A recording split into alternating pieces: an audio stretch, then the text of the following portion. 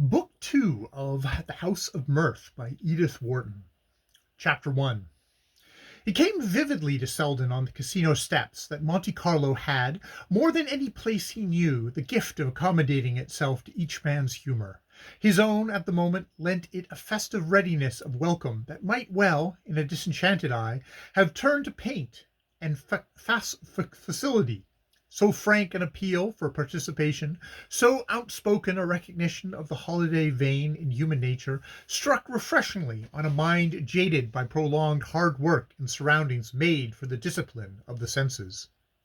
As he surveyed the white square set in an exotic coquetry of architecture, the studied tropicality of the gardens, the groups loitering in the foreground against mauve mountains, which suggested a sublime stage setting forgotten in a hurried shifting of scenes, as he took in the whole outspread effect of light and leisure, he felt a movement of revulsion from the last few months of his life.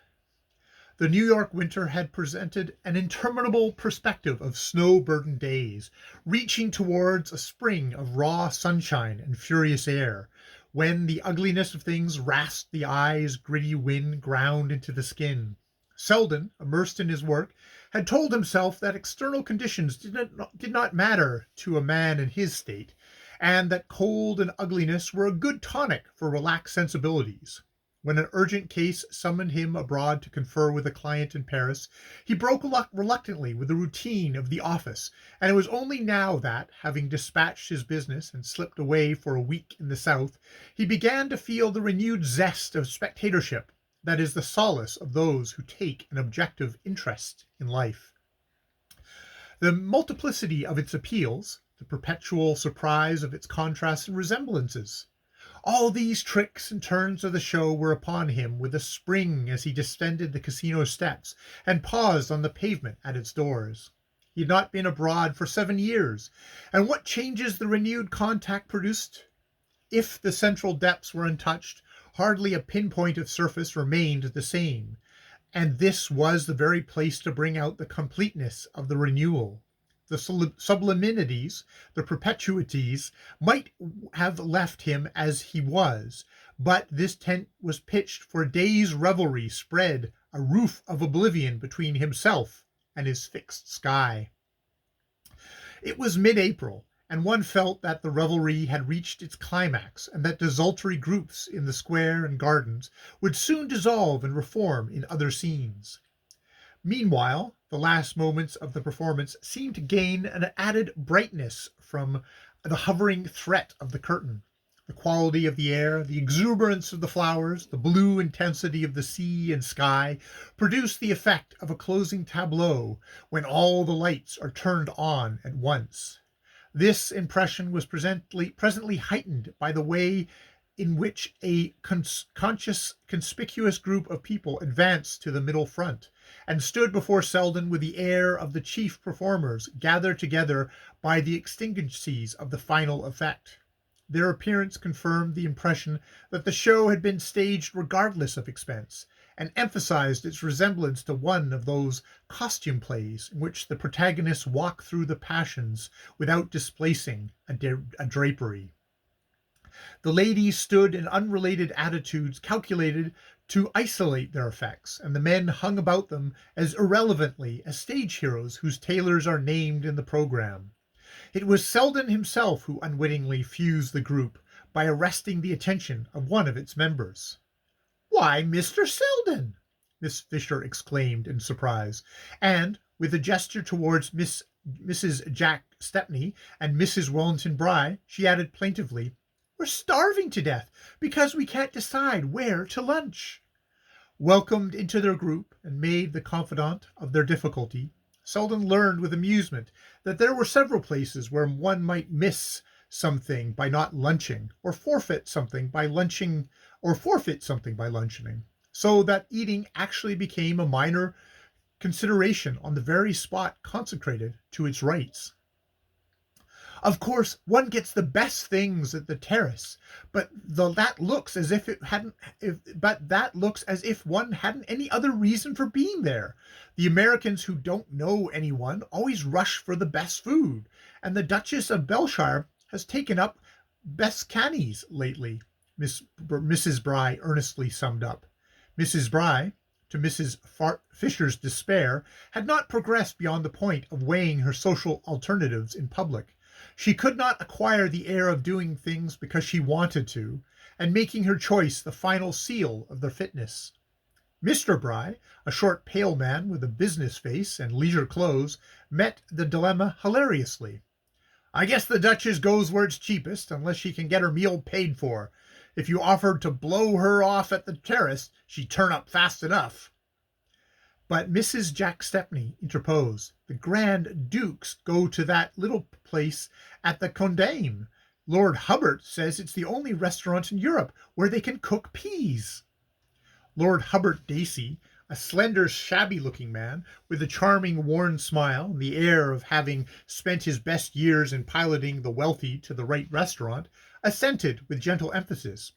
It's quite that. Peas? Said Mr. Bry contemptuously. Can they cook terrapin? Just shows, he continued, what these European markets are, when a fellow can make a reputation cooking peas.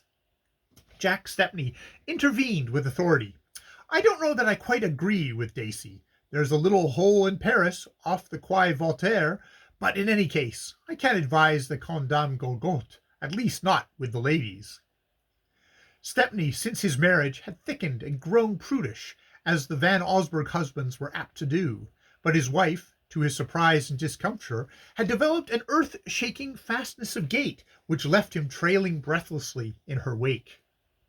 That's where we will go, then, she declared, with a heavy toss of her plumage. I'm so tired of the Therese.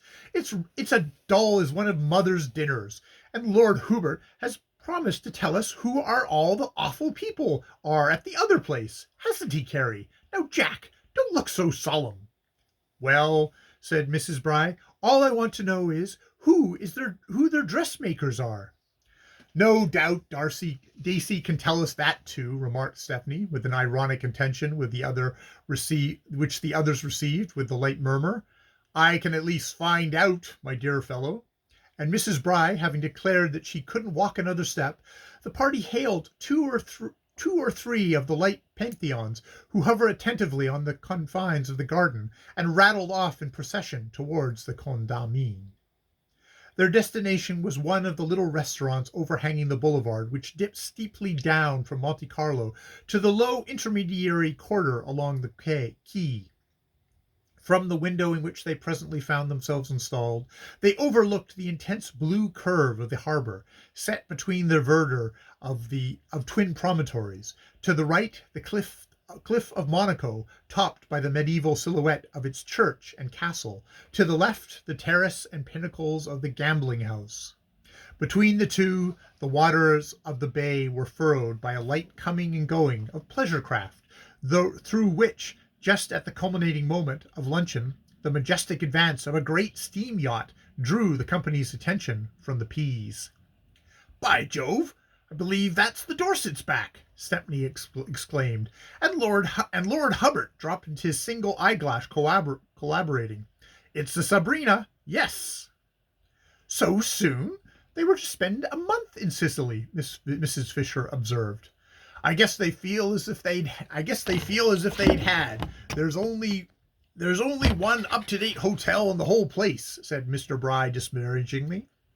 It was Ned Silverton's idea. But poor Dorset and Lily Bart must have been horribly bored, Mrs. Fisher added in undertone to Selden.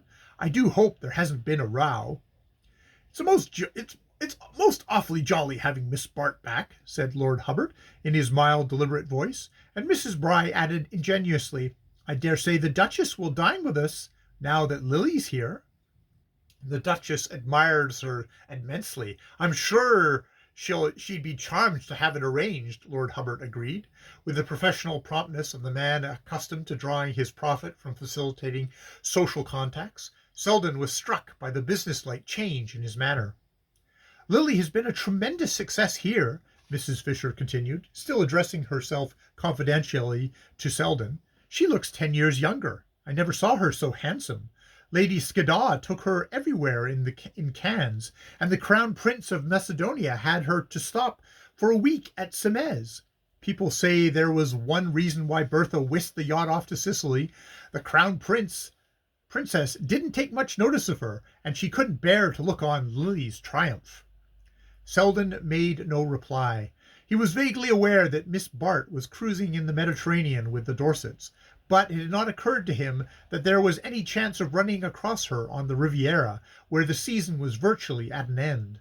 As he leaned back, silently contemplating his filigreed cup of Turkish coffee, he was trying to put some order in his thoughts, to tell himself how the news of her nearness was really affecting him. He had a personal detachment enabling him, even in moments of emotional high pressure, to get a fairly clear view of his feelings, and he was sincerely surprised by the disturbance which the sight of the Sabrina had produced in him. He had reason to think that his 3 months of engrossing professional work, following on the sharp shock of his disillusionment, had cleared his mind of its sentimental vapors. The feeling he had nourished and given prominence to was one of thankfulness for his escape. He was like a traveler so grateful for rescue from a dangerous accident that at first he is hardly conscious of his bruises. Now he suddenly felt the latent ache and realized that after all he had not come off unhurt. An hour later, at Mrs. Fisher's side in the casino gardens, he was trying to find fresh reasons for forgetting the injury received in the contemplation of the peril avoided. The party had dispersed with the loitering indecision characteristic of social movements at Monte Carlo, where the whole place and the long gilded hours of the day seemed to offer an infinity of ways of being idle. Lord Hubert Dacey had finally gone off in quest of the Duchess of Beltshire, charged by Mrs. Bry with the delicate negotiations of securing that lady's presence at dinner. The Stepneys had left for Nice in their motor car, and Mr. Bry had departed to take his place in the pigeon shooting match, which was at the moment engaging his highest faculties. Mrs. Bry, who had a tendency to grow red and stertorous after lunch, had been judiciously prevailed upon by Carrie Fisher to withdraw to her hotel for an hour's repose, and Selden and his companions were thus left to stroll propitiously to confidences. The stroll soon resolved itself into a tranquil session on a bench overhung with laurels and Banksian roses, from which they caught a dazzle of blue sea between marble balusters, and the fiery shafts of cactus blossoms shooting meteor-like from the rock. The soft shade of their niche and the adjacent glitter of the air were conducive to an easy lounging mood, and to the smoking of many cigarettes, and Selden, yielding to these influences, suffered Mrs. Fisher to unfold to him the history of her recent experiences. She had come abroad with the Welly Brys at the moment when fashion flees the inclemency of the New York spring. The Brys, intoxicated by their first success, already thirsted for new kingdoms, and Mrs. Fisher, viewing the Riviera as an easy introduction to London society, had guided their course thither. She had affiliations of her own in every capital, and a faculty for picking them up again after long absences, and the careful disseminated rumor of the Brys' wealth had at once gathered about them a group of cosmopolitan pleasure-seekers. "But things are not going as well as I expected," Mrs. Fisher frankly admitted. "It's all very well to say that everybody with money can get into society, but it would be truer to say that nearly everybody can, and the London market is so glutted with new Americans that, to succeed there now, they must either be very clever or awfully queer. The Brys are neither. He would get on well enough if she'd let him alone. They like his slang and his brag and his blunders. But Louisa spoils it all by trying to repress him and put herself forward. If she'd be natural herself, fat and vulgar and bouncing, it would be all right. But as soon as she meets anybody smart, she tries to be slender and queenly. She tried it with the Duchess of Beltshire and Lady Skiddaw, and they fled. I've done my best to make her see her mistake. I've said to her again and again, 'Just let yourself go, Louisa.' But she keeps up the humbug even with me. I believe she keeps on being queenly in her own room, with the door shut. The worst of it is," Mrs. Fisher went on, "that she thinks it's all my fault. When the Dorsets turned up here 6 weeks ago, and everyone began to make a fuss about Lily Bart, I could see Louisa thought if that she'd had Lily in tow instead of me, she would have been hobnobbing with all the royalties by this time. She doesn't realize that it's Lily's beauty that does it. Lord Hubert tells me Lily is thought even handsomer than when she knew her at Axe 10 years ago. It seems that she was tremendously admired there. An Italian prince, rich in the real thing, wanted to marry her, but just as the critical moment of a good-looking stepson turned up, and Lily was silly enough to flirt with him while her marriage settlements with the stepfather were being drawn up. Some people said the young man did it on purpose. You can fancy the scandal. There was an awful row between the men, and people began to look at Lily so queerly that Miss Penson had to pack up and finish her cure elsewhere. Not that she ever understood. To this day she thinks that Axe didn't suit her, and mentions her having been sent there as proof of the incompetence of French doctors. That's Lily all over, you know. She works like a slave preparing the ground and sowing her seed, but the day she ought to be reaping the harvest, she oversleeps herself or goes off on a picnic. Mrs. Fisher paused and looked reflectively at the deep shimmer of the sea between the cactus flowers. Sometimes, she added, I think it's just flightiness, and sometimes I think it's because, at heart, she despises the thing she's trying for. And it's the difficulty of deciding that makes her such an interesting study. She glanced tentatively at Selden's motionless profile, and resumed with a sigh, Well, all I can say is, I wish she'd give me some of her discarded opportunities. I wish we could change places now, for instance. Could make a very good thing out of the Bryes if she managed them properly, and I should know just how to look after George Dorset, while Bertha is reading Verlaine with Nettie Silverton.